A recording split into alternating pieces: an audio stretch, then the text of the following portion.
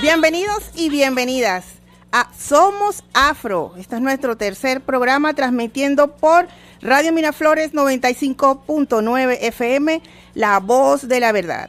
Saludamos en la presidencia al Mayor General Jorge Márquez Monsalve, en la vicepresidencia José Manuel Blanco Díaz, en la gerencia general de contenidos programáticos a Sandra Jiménez, en la gerencia general de operaciones a Adán Mogollón, en la señal matriz de 95.9 también, en la cabina, hoy con nosotros Daniel Casadiego. En la producción del programa Liliana Martínez, Adalberto Tapia y José Zavala. En la locución, su servidora, Marisabel Blanco Cifontes. Además, los invitamos a seguir a CONADECAFRO en el Instagram, donde pueden conseguir, o donde nos pueden conseguir como CONADECAFRO BE, para informarse más sobre el acontecer afrodescendiente en Venezuela. A través de este mismo medio pueden comunicarse con nosotros. Hoy conversaremos sobre las mujeres afrovenezolanas. Y para ello contamos con la presencia de dos invitadas de lujo, Merlin Pirela y Maybe Hugueto. Merlin es mujer negra afro, descendiente de bobureños, madre de Akin y de Enan, militante del Cumbe de Mujeres Afrovenezolanas, amante del feminismo popular antirracista y mujer afrocentrada para la vida. Por su parte, Maybe es doctora en antropología, egresada del Instituto Venezolano de Investigaciones Científicas. También es egresada de la UCB como psicólogo social comunitaria. Actualmente se desempeña como investigadora asociada al Laboratorio de Antropología y Desarrollo del Centro de Antropología del IBIC, como docente en el Diplomado de Estudio del Caribe Insular del IIEAD, ¿qué significa? El Centro de Saberes Africanos, sabes que es larguísimo ese nombre. Y dirige además un proyecto hermosísimo del cual vamos a hablar un poco más adelante, el proyecto Tramadanza, colectivo de investigación y creación de danzas afrodiaspóricas. Bueno, aquí hoy, 1 de diciembre, último mes del año. Saludos a todos y todas. Esperamos que este sea un inicio de un último mes exitoso, provechoso, de buena aventura para todos y todas. Estamos muy contentas de tenerlos acá porque el área de la mujer para CONADECAFRO ha sido un reto durante, por lo menos mi gestión, en estos casi 3 años. Y hasta que coincidieron los astros en que estas mujeres poderosas que están aquí conmigo en este momento, tanto Merlin como Maybe, además de Mercedes Cobo, que ya no está con nosotros, pero que estuvo al inicio de lo que fue la configuración de la coordinación. Bueno, fue un momento mágico para CONADECAFRO poderle dar forma a tantas ideas y a tanta demanda de las mujeres en el territorio, a donde íbamos, sobre cómo atender o qué estaba planeando, cómo abordar la temática afrodescendiente. Pero eso, digamos que si podemos desarrollarlo más adelante, pero quisiera más bien comenzar, Maybe, porque hace una semana, semana y media más o menos, fuiste premiada. Premio Nacional al Mejor Trabajo Científico, Tecnológico y de Innovación en su mención Ciencias Sociales por su trabajo titulado Ceremonias Religiosas Festivas y Memoria Social en Curiepe. Además del curiepecentrismo, ¿qué nos puedes decir? ¿Qué nos puedes decir de este trabajo, de este premio? Bueno, buenos días a todas, a todos y a todes por los que están sintonizando la emisora. Gracias por la invitación, Marisabel, gracias a Merlin por estar aquí, por esta triada de conversa. Bueno, además de precisamente tener a Curiepe en el centro de la investigación por el aporte al pensamiento político, del pensamiento venezolano desde lo afro, yo creo que voy a contextualizar el trabajo dentro de la historia del IBIC, rapidito. Sí. El IBIC tiene 66 años. El Centro de Antropología inicia con el IBIC, más o menos en ese tiempo, con el doctor José María Cruchen, con una combinación, una alianza con el Centro de Química. Pero este investigador exilado de España por la guerra civil tiene la perspectiva de ampliar el centro, el IBI, que era fundamentalmente cientificista, matemática, biología, hacia las ciencias sociales, y crea el Centro de Antropología. En el año 72, más o menos 75, se crea la maestría y más o menos en el 85 el doctorado. Es decir, que tenemos más o menos desde el 75 pensando en generación de relevo. Voy a leerles el contexto de la producción de tesis desde ese momento hasta ahora. A mediados de la década de los 70 del siglo pasado hasta la actualidad se han producido 5 tesis desarrolladas por personas autorreconocidas como afrovenezolanas. Solo 5. Que versan sobre poblaciones afro. Franklin Guerra, una tesis de maestría. Guiber Mijares, una tesis de doctorado. Beatriz Juárez, una tesis de maestría. Torres Rey, una tesis de maestría. Y la tesis que acaba de ser galardonada, que es la tesis doctoral que yo dirigí, ¿no? Con la doctora Hortensia Caballeros como tutora. Es decir, de 47 tesis producidas en el IBI, solo 5 son pensadas desde el pensamiento situado afrodescendiente para hablar sobre la afrovenezolanidad. Entonces, esa tesis... ¿Se puede decir que el IBI no hablaba de afrovenezolanidad? No, hay 30 años de estudios afro, pero la producción de la tesis ha sido esta cantidad que les digo.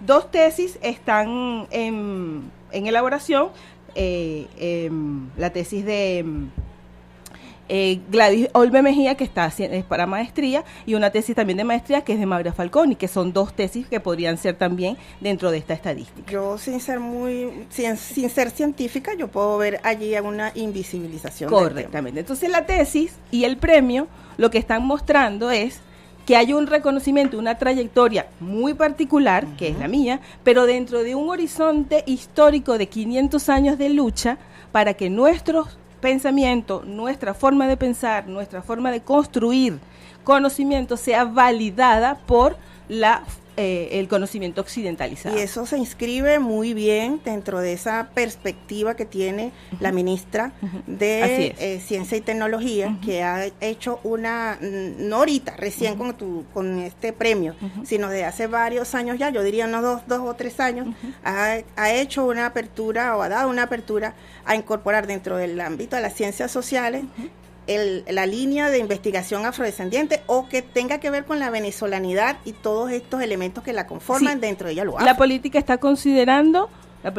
científica en este momento está considerando otros conocimientos como válidos para dialogar con el conocimiento científico y además transversalizado con el enfoque de género. Entonces, mujer y enfoque étnico-racial en las ciencias sociales en este momento en Venezuela. El otro punto de esta tesis es que, como les decía, más allá de Curiepes como mi referente de vida, uno de mis referentes de vida, lo que la tesis está mostrando es que además de la subjetividad política grande que conocemos, por ejemplo, de Haití, que fue la primera república negra construida pues por personas descendientes de esclavizados y personas libres, existen otras racionalidades políticas en el mundo atlántico que no son tan grandes, pero que sí generaron cambios y aportes a los futuros debates que en las repúblicas se iban a dar. ¿Qué pasa con Curiepes? Curiepes está peleando desde 1715 por una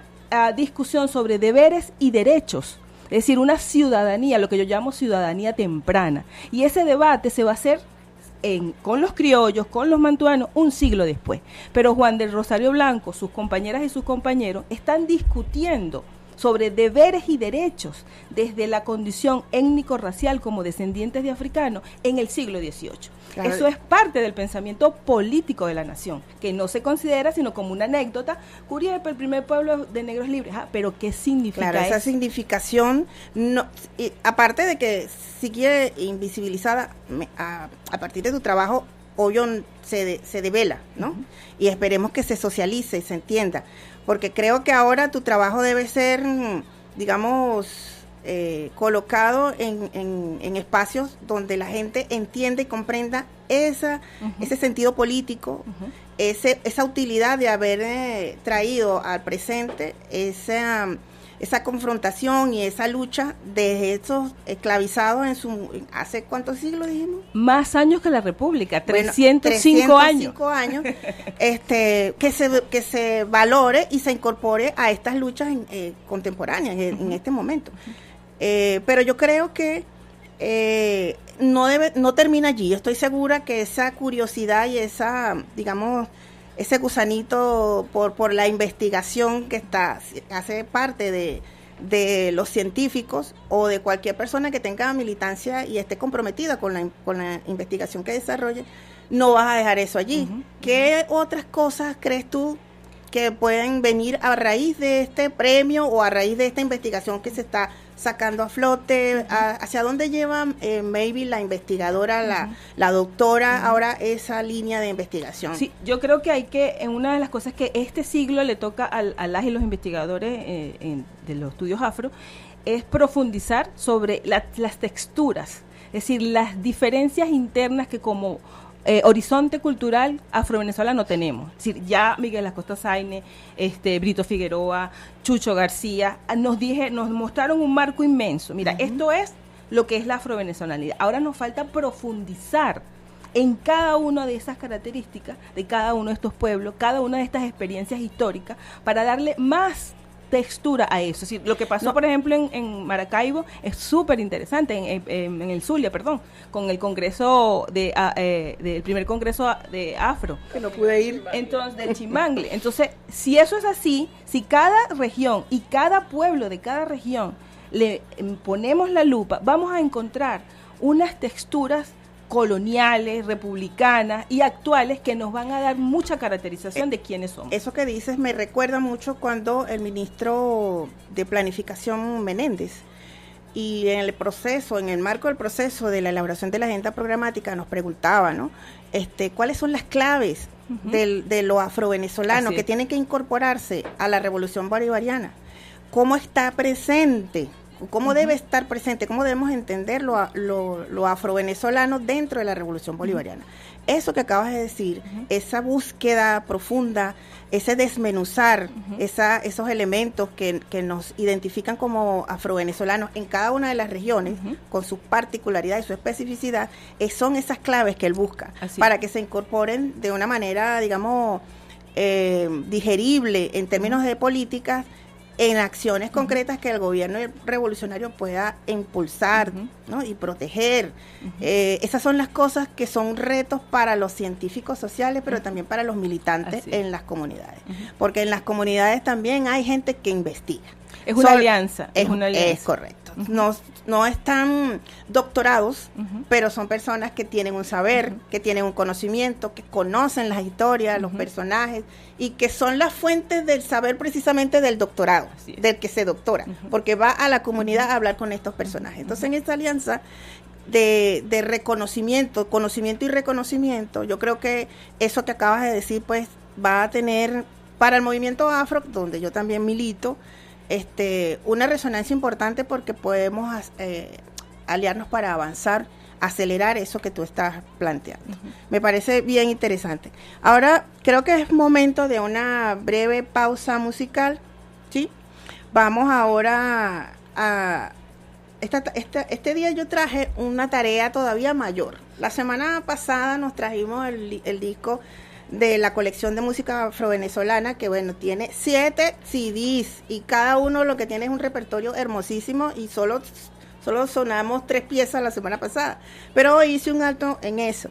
Traje un disco que tiene una de las piezas que la vamos a sonar más adelante, que tiene que ver mucho con el tema de la mujer, y por eso lo adapté. Pero en este momento, del grupo Somos Mina, vamos a escuchar Sueños de Guillermo, música y letra de Miguel Urbina, para darle contexto a esta conversación sobre Barlovento, sobre Curiepe y sobre pensamiento político que aporta la afrovenezolanidad.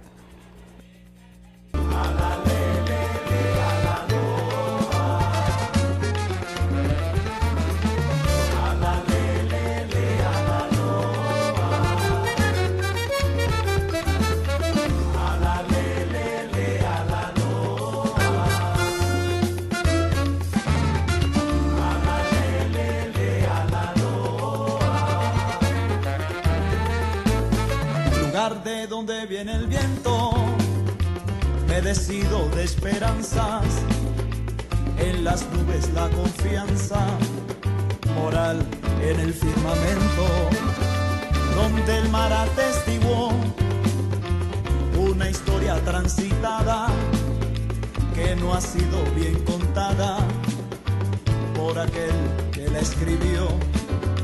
Lugar de donde viene el viento, esfuerzo de lo vivido. Si tuve un sueño sagrado, fue porque soñé contigo. Lugar de donde viene el viento, esfuerzo de lo vivido. Si tuve un sueño sagrado, fue porque soñé contigo. Si vivieras más allá de un destino prefijado, a todo tiempo esperado, un sentido le darás.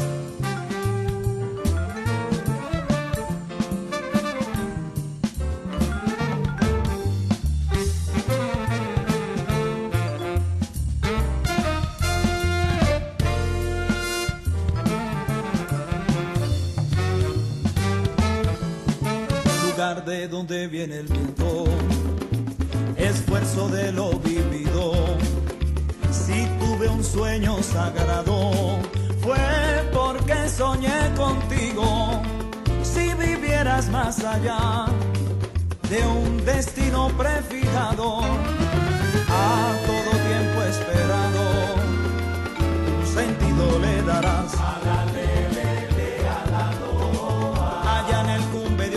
Una historia se vivió, Cimarrón, Guillermo Rivas, tu esfuerzo no se perdió. Noches, estrellas y lunas, un sueño que transcurría, mujeres, niños y hombres que en el monte se perdían. Ay lo, a cimarrones del saber que tuvieron corazón.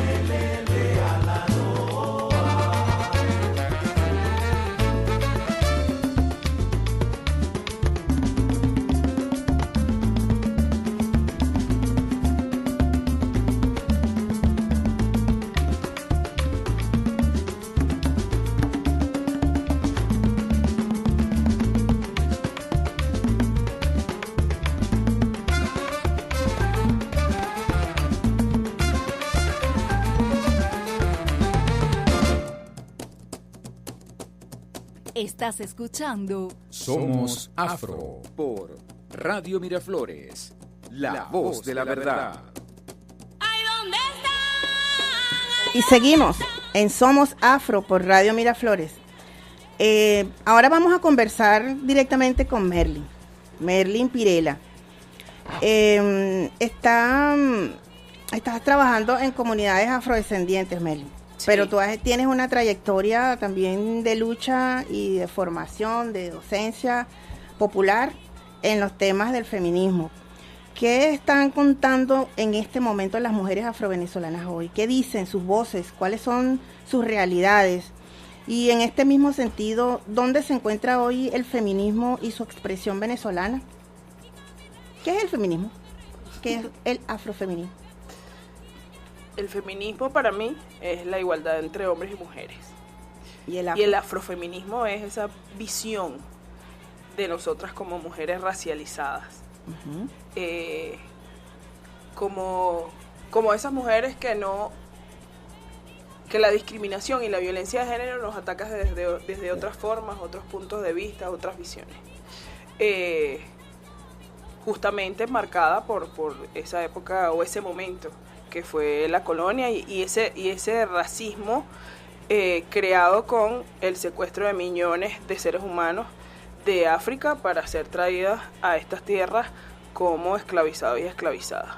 Fue un proceso de esclavitud único en la historia de la humanidad, porque fue bien racial, bien cruel y muy fuerte, sobre todo para mujeres y hombres, pues. Pero podemos decir que ese afrofeminismo tiene seguidoras, tiene un pueblo mujer afro en Venezuela. ¿Sí? Sí, tiene un pueblo mujer afro en Venezuela. Las mujeres, históricamente, las venezolanas hemos luchado por nuestros derechos y eso está en libros, eso ya se está investigando, así como dijo Maybe, que hay unos retos. Yo siento que las mujeres somos pioneras en esos retos. Está Evelyn, Dionis Rivas también, junto con Ismenia Marcerón, estuvieron también hurgando cómo vivían las mujeres esclavizadas en Caracas. Así es. Por ahí tengo el libro. Todo eso va develando cuáles son nuestras referencias de ese feminismo popular afrovenezolano. ¿Y de qué hablan esas mujeres hoy?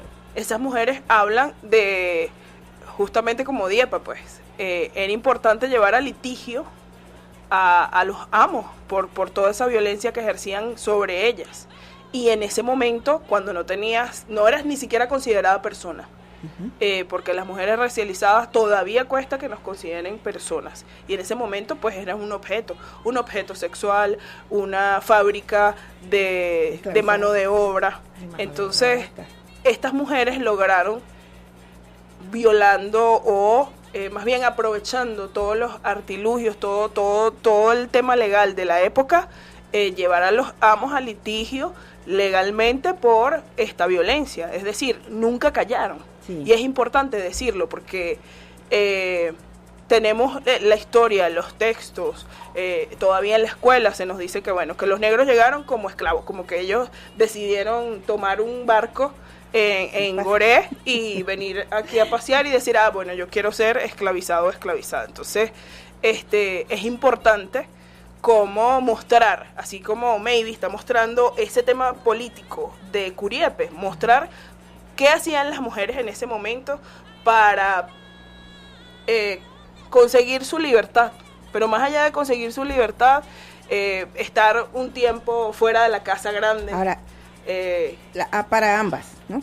Eso que tú dices es totalmente cierto, estoy de acuerdo, forma parte de esa...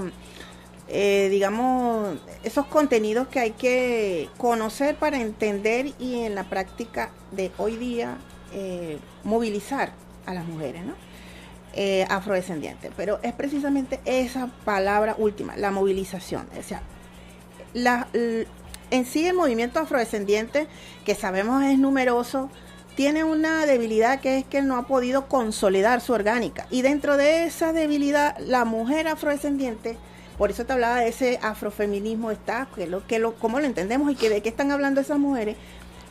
Las mujeres afrofeministas o la mujer afrovenezolana, dentro de lo que es el movimiento afro, también tiene una imagen, una práctica, una trayectoria, yo diría, aquí me aventuro a decir también, desintegrada. Es decir, yo no veo la cohesión y las banderas levantadas así. Aquí están las mujeres afro, no las veo, como tampoco está tan posicionado el movimiento en su generalidad, porque le falta consolidación. Existe, uno va a los estados y consigue las mujeres, consigue los hombres, los chicos, los jóvenes, pero esa todavía falta consolidar esa unidad, esa orgánica que lo haga fuerte, ¿no? Ahora, desde el punto de vista de la mujer, y tú que trabajas eso, ¿tengo razón o no tengo razón? Como un poquito sí y otro no. Explícame eso, explícame. Porque yo no lo investigo, yo lo veo desde afuera. Claro, Y porque es también que, es investigación. Bueno. también es investigación. Porque, ¿cuáles son las referencias del feminismo que nosotras, con las que nos encontramos a la primera? Nos hablan de feminismo y a veces no estoy muy de acuerdo, porque además son las olas del feminismo, sobre todo blanco-europeas, con las que muchas veces no nos identificamos. Así es. ¿Sí? Entonces tú pasas un rato como viendo a Clara Zetkin, a Simone de Beauvoir, entre otras tantas. Pero aquí ¿sí? estaba Argelia. Claro, entonces una tiene como esa curiosidad de cuál es el feminismo que se parece a mí. Ajá. Y si efectivamente lo llamo feminismo, o si lo llamo mujeres luchando por nuestros derechos o por X. Pero nos toca investigar. Tú llegas al camino de la lucha por los derechos de las mujeres y a nosotras como mujeres negras, porque nadie nos los dice. Ahora es que nosotras desde la coordinación y desde diferentes espacios estamos haciendo como ese trabajo, pero nadie nos los dice y toca hurgar. Toca saber quién es Argelia, que es un referente para nosotras. Mujeres afro, disculpa que te interrumpa, Ajá. mujeres afro, esto es una conversa, ¿no? Sí, claro. Mujeres afro hay en pesca, en educación, científicas, en cultura, en agricultura. Pero no podemos olvidar en todos lados hay mujeres afro. Pero hay un detalle. Igual que hay afros, ¿no? En hombres y mujeres y juventud. Hay un detalle muy fuerte que es el endorracismo dentro de la sociedad venezolana toda. Ok. Y entonces, ¿qué tenemos nosotras que trabajar con las mujeres? El autorreconocimiento étnico. ¿Sí? Ese es uno de los retos. Porque vivimos en una sociedad marcada por unos estereotipos de belleza muy eurocéntricos. Y entonces la gente comienza a percibirse como morena, yo no soy tan negra, yo soy café con leche, y todos los términos que nosotras y nosotros sabemos. Y a casi nadie le gusta decir yo soy negra, y menos decir muchas veces yo soy afrodescendiente. Y todavía eso es un debate. Por eso cuando Maybe decía profundizar, también pasa por allí. Incluso pasa por el tema estético que nos ataca principalmente a las mujeres, porque los varones afro de una vez se rapan el cabello y ya resolvieron. Pero a nosotros nos gusta tener nuestra corona, nuestro afro. Y todavía dentro de la sociedad venezolana, que sí sabemos que es racista, y el racismo para poder trabajarlo hay que decirlo, entonces tenemos todavía esos pequeños detalles con las mujeres. Y entonces trabajar el autorreconocimiento étnico es primordial para poder hacer la lucha también. Fíjate que ahorita se están dando las asambleas constituyentes, afrodescendientes. Este fin de semana se desarrollaron unas cuantas, se extendió hasta el próximo 7 a nivel nacional, y ese debate del autorreconocimiento, del endorracismo, de la configuración de esa fuerza visible, que es lo que para mí determinaría la consolidación del movimiento afrodescendiente en todas sus diversidades, incluyendo mujer, ¿no? Comienza precisamente por esa conversación. Entonces los debates en las asambleas que se están dando tocan automáticamente el tema del racismo, el tema del reconocimiento y el autorreconocimiento, más allá del asunto político y de la defensa. Yo quisiera agregar algo allí que está en consonancia con el autorreconocimiento, no solo de la imagen y de lo histórico personal, sino de nuestras estructuras de organización. Para mí es fundamental entender el afrofeminismo desde la triada mamá, tía, abuela. Si uno observa cómo nos crían, ahí hay una fuerza muy, muy poderosa de enseñanza de la lucha para la crianza, pero no solamente para el sostén asistencial, sino para las formas de pensar, de involucrarse en el mundo. Cada familia obviamente tiene no es lo mismo, no sé, una familia urbana en Caracas que una familia en el pueblo de Cuyagua, por ejemplo. Saludos a la gente de Cuyagua. Pero allí, en esa relación, esos están nuestros primeros referentes de feminismo. Esas mujeres que de alguna manera se organizaron para hacer crianza extendida, para que una fuera a trabajar, para que la otra fuera proveedora, para la que otra transmitiera la espiritualidad.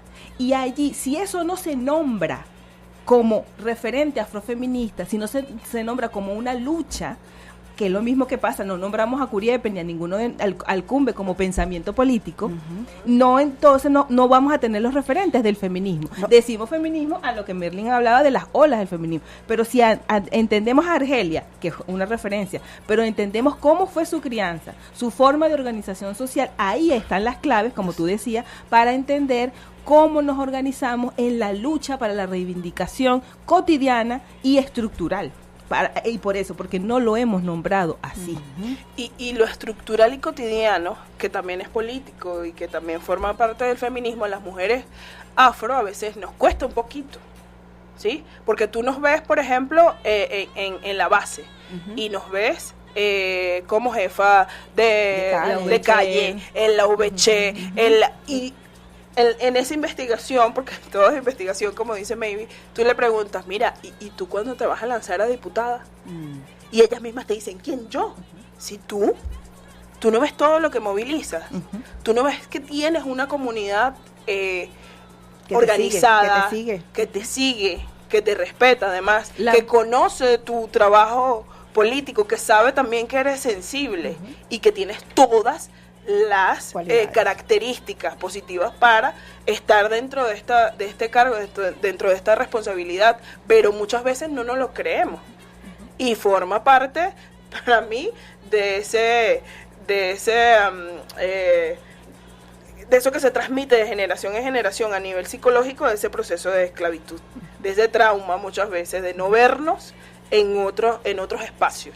Bien, bueno, esta conversa está buenísima, pero nos toca otra pausa, una pausa musical. En este momento vamos a dejar con ustedes una pieza hermosísima también del grupo Mina.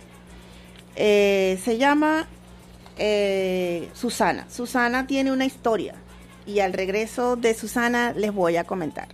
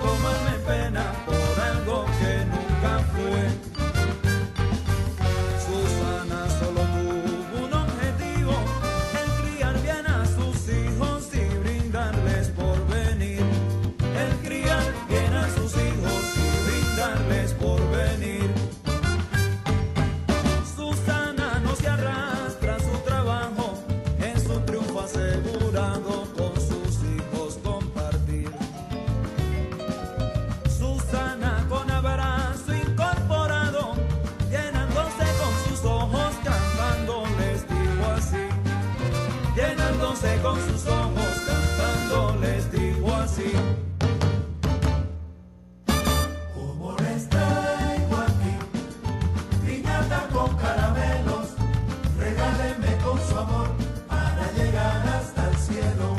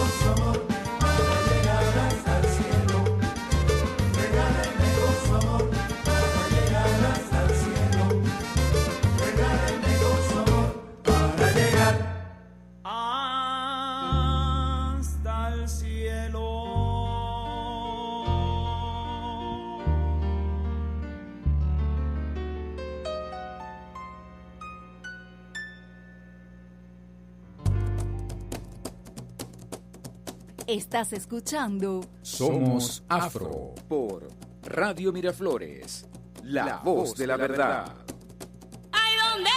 Y continuamos en Somos Afro por Radio Miraflores.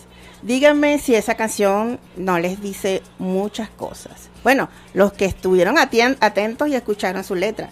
Les cuento rápidamente que Susana es la inspiración de vida real de la abuela de su autor, de Miguel Urbina.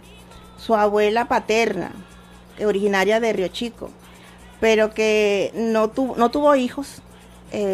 Su abuela y crió a 5 chicos de su hermana, es decir, su abuela Consuelo al ver a esos niños, sus sobrinos sin madre, los acogió y los crió a todos como sus propios bebés, con sus propios hijos, los llevó hasta grandes, ¿no?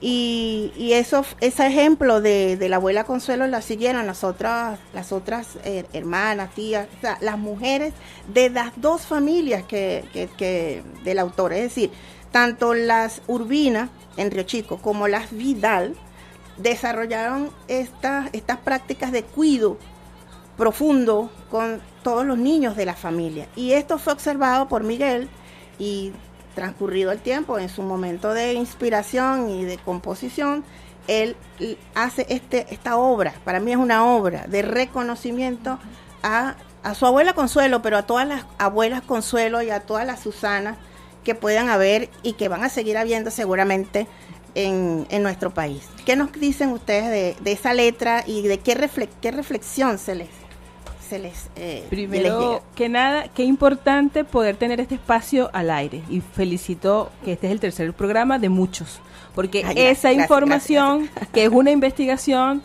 está en un formato que es posible que se escuche de otra forma y atraviese lo sensible, que es la música, ¿no? Entonces, yo básicamente reafirmo esta lógica de mamá, tía y abuela y de la familia extendida como una poderosa ventaja que tiene sus contradicciones, ojo, en la sociedad afrovenezolana, pero una poderosa ventaja y de la formación de nuestro pensamiento, de nuestra cosmología, donde las mujeres han tenido que readaptarse constantemente y son, como decíamos hace rato, el primer referente del afrofeminismo, ¿no? Estas abuelas que la mayoría con granjería, con vocaciones de crianza, que luego uno las ve que son o bioanalistas, o son médicos, o son maestras, todas están dirigiendo las VC, porque la vocación de cuidado y la vocación de construcción a futuro de ese desmembramiento que sufrimos hace más de 500 años está presente en esta forma de crianza. Es como una huella que se mantiene.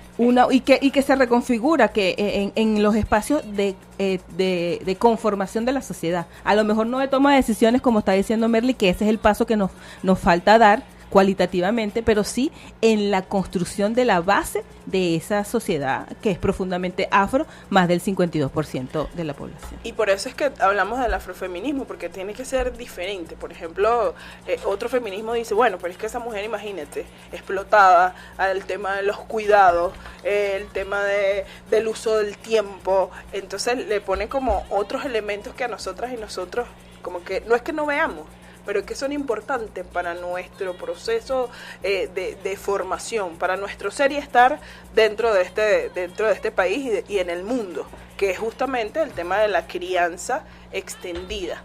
Bueno, no tuve hijos, pero tengo, porque lo decidí, porque también es una decisión, criar a los hijos de mis hermanas. Entonces es una letra, una canción que también nos ayuda al tema del autorreconocimiento étnico y a la identificación, porque dentro de nuestras comunidades el tema de la abuela, como dice Maybe, es sumamente importante. Es como un ser que tiene un conocimiento, que tiene una sabiduría y que por tanto se respeta, que muchas veces eso en las ciudades a veces como que se pierde, pero se conserva dentro de nuestras comunidades. Bueno, fíjense que este programa de verdad que se quedó súper corto con los temas que están aquí. Estoy, viendo que necesariamente ustedes dos tendrían que venir, no una, sino 2 veces quizás, para poder abordar estos temas importantes. Y se nos está quedando rezagado, por ejemplo, cómo todas estas conversaciones, cómo todos estos elementos se configuran o se tejen dentro de la coordinación de mujeres afrodescendientes de CONADEC Afro, pensando en esas investigaciones necesarias que nos aportan elementos para formular políticas públicas en beneficio de todas las Susanas, todas las Consuelos y todas las mujeres afrovenezolanas, desde Macuro hasta allá la península de La Guajira y bajando toda la cuadrícula del país donde estamos, en los 24 estados estamos las mujeres y hombres afrovenezolanas. Necesariamente tendremos que abrir un espacio en otro programa porque esto es más largo, pero no me quiero ir sin dar una recomendación importante, más bien, sí, una recomendación, dos quizás. En esta oportunidad le queremos hacer la invitación para que visiten el Salón Nacional del Arte, Elsa Morales, cuya inauguración ya se dio, ¿no? Sí. Pero hay posibilidad de ver sus obras de una mujer de verdad en las condiciones en que murió y las causas además políticas, ¿no? y étnicas, porque a ella la confunden y la confunden con chavista, la catalogan como chavista pobre por ser, además su color, y bueno, la destrozaron y la apalearon, y de allí vino su proceso de deterioro hasta que murió finalmente. Pero ella dejó obra y la pueden visitar en la Galería de Arte Nacional, en el Museo de Arte Contemporáneo de Caracas Armando Reverón, en el Museo Carlos Cruz Díez y en el Museo Alejandro Otero también están las obras de Elsa Morales. Además que bueno, es un trabajo que reivindica su persona, pero también el esfuerzo de sus familiares, como el compañero Fran Morales, que bueno, es un militante tanto de estas causas afroindígenas en su caso, pero también del tema del arte, ¿no? Del arte con significación. Y otra recomendación rapidita que les hago es que se está desarrollando en la UPEL, en Caracas. Hoy y mañana se va a desarrollar un encuentro sobre el Caribe. Y hay una lista enorme de ponentes, dentro de las cuales hay varias mujeres afrodescendientes y temas sobre la mujer afrovenezolana que vale la pena visitar. Busquen la programación del Encuentro del Caribe, no lo tengo porque no sé dónde está mi teléfono. Y ahí tenía la chuletica para darles el nombre, pero está todo el día desde la mañana hasta la tarde. Hay diferentes ponencias y en Instagram seguramente lo pueden. Somos Caribe, aquí está la nota. 1, 2 y 3 de diciembre en el Departamento de Geografía e Historia, en el Auditorio Simón Bolívar y en la Plaza del Estudiante del Instituto Pedagógico de Caracas, UPEL. Allí están, es totalmente gratis y de verdad es un banquete lo que tienen allí. Pueden buscar en páginas y verán el cartel que hay allí. Bueno, entonces yo les voy a pedir, mis queridas hermanas, afrohermanas, un mensaje final muy breve porque estamos ya cerrando el programa y bueno, quiero brindarles esa oportunidad para que se dirijan a esas mujeres afrovenezolanas que nos están escuchando ahorita. Yo solo invito a vernos internamente, no solamente como mujeres, sino como familia. Si podemos revisar las historias particulares de nuestra familia, vamos a encontrar elementos súper importantes para impulsarnos hacia un futuro diferente, porque vamos a valorar inmensamente lo que hicieron madres, padres, abuelos, tíos, inclusive la región, la comunidad particularmente. Y eso pasa también por el tema del autorreconocimiento étnico, que es a donde siempre apunto. Siéntanse orgullosas de lo que ven en el espejo y sean felices, básicamente. Tan bella. Bueno, estamos llegando al final. Vamos a dejar hoy una pieza bien interesante del grupo Mina, Malembe. Malembe tiene una historia allí también que no pudimos contar y comentar, porque esta palabra Malembe tiene un origen, tiene un significado que se entretejía con todo lo que estamos conversando hoy, pero dado el tiempo tan cortito de la radio, no lo pudimos desarrollar, pero estoy segura que en otro momento lo haremos. Agradecemos enormemente a Miguel Urbina, a Johnny Rudas, por habernos facilitado las piezas que hoy estamos disfrutando. Vamos a dejar a ustedes al final del programa con la pieza Malembe, también del grupo Mina y del disco Somos Mina. Esta producción además la pueden buscar en las redes y está disponible para el consumo, para quienes estén interesados en conocer el resto de la programación. Nos encontraremos de nuevo entonces el próximo lunes aquí a las 9 de la mañana en su programa Somos Afro, transmitido por Radio Miraflores 95 FM, La Voz de la Verdad.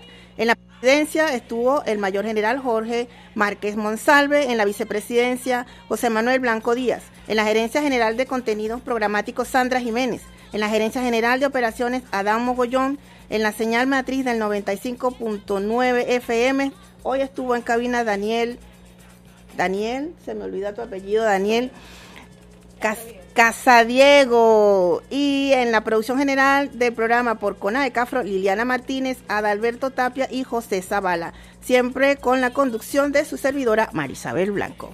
Un abrazo para todos. Yo no canto porque sé ni porque mi voz es buena. Yo canto para que no caigan la culpa sobre mis penas. Canta tú, cantaré yo, boquita de perla fina. Escucha los culos de puya que te trae el grupo Mina.